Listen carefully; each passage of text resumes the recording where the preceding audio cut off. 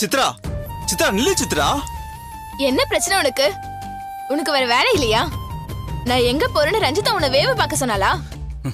நான் உன்னை ஃபாலோ பண்ணி எல்லாம் வரல. நான் உன்கிட்ட பேசணும் தான் வந்தேன். என்ன பேசணும்? என்னாச்சு? முன்னாடி வார்த்தைக்கு வார்த்தைக்கு அண்ணா அண்ணான்னு கூப்பிடுவ. இப்பெல்லாம் என்ன அண்ணான்னு கூட கூப்பிடணும்னு தோணல. தோணல. நீ கூட தான் எப்பவும் அம்மா அம்மான்னு சுத்திட்டு வந்துட்டு இருந்த. ரஞ்சிதா வந்ததுக்கு அப்புறம் நீ மாறலையா?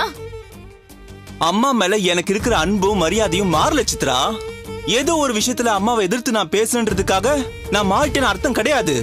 ரஞ்சிதாக்காக நீ அம்மா கிட்டே சண்டை போடுற அளவுக்கு வந்துட்ட. அவங்க கிட்ட கோச்சிட்டு நீ மாடிக்கும் போயிட்ட. ஆனா இன்னும் மாறலன்னு கதை சொல்ற.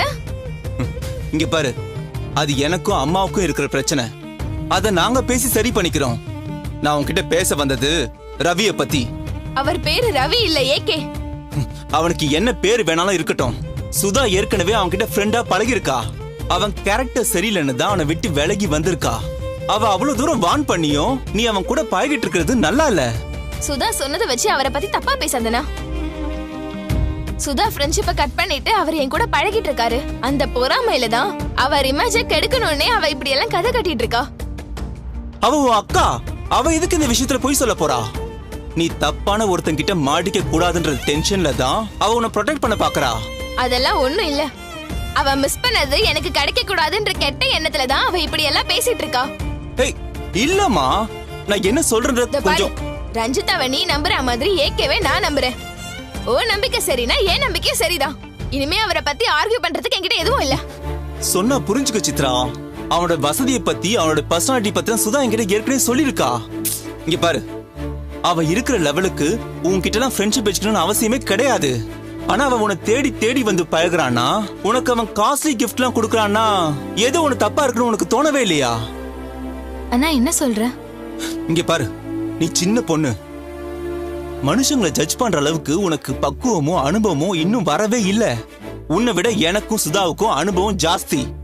தயவு செஞ்சு நாங்க என்ன சொல்றோம்ன்றத கொஞ்சம் கேளு. இதுல வயசுக்கும் அனுபவத்துக்கும் என்ன சம்பந்தமும் இல்ல. வயசுல சின்னவளா இருந்தாலும் ஸ்போர்ட்ஸ்க்காக எல்லா ஊருக்கும் போயிட்டு வந்திருக்கேன். நிறைய பேரை பாத்துட்டு வந்திருக்கேன். ஒரு தப்பான ஆளை நம்புற அளவுக்கு நான் ஒண்ணும் முட்டாள் கிடையாது.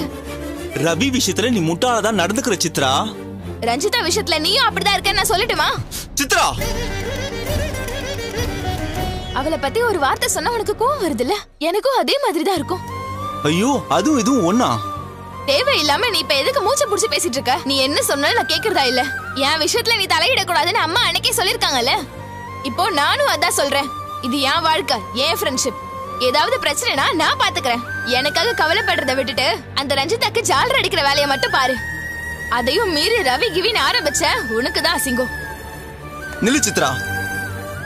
நீ இப்படி எல்லாம் என்கிட்ட பேசினா நான் எனக்கு என்னன்னு ஒதுங்கி போயிடும் நினைச்சியா? நீ என் தங்கச்சி. நீ தப்பான ரூட்ல போறத பார்த்துட்டு என்னால சும்மா இருக்க முடியாது. உன்னை எப்படி மாத்தணும், அந்த ரவிக்கு எப்படி பாடம் கத்து கொடுக்கணும்னு எனக்கு தெரியும். அவன் கிட்ட இருந்து நான் உன்னை எப்படி காப்பாத்துறேன்றத மட்டும் பாரு.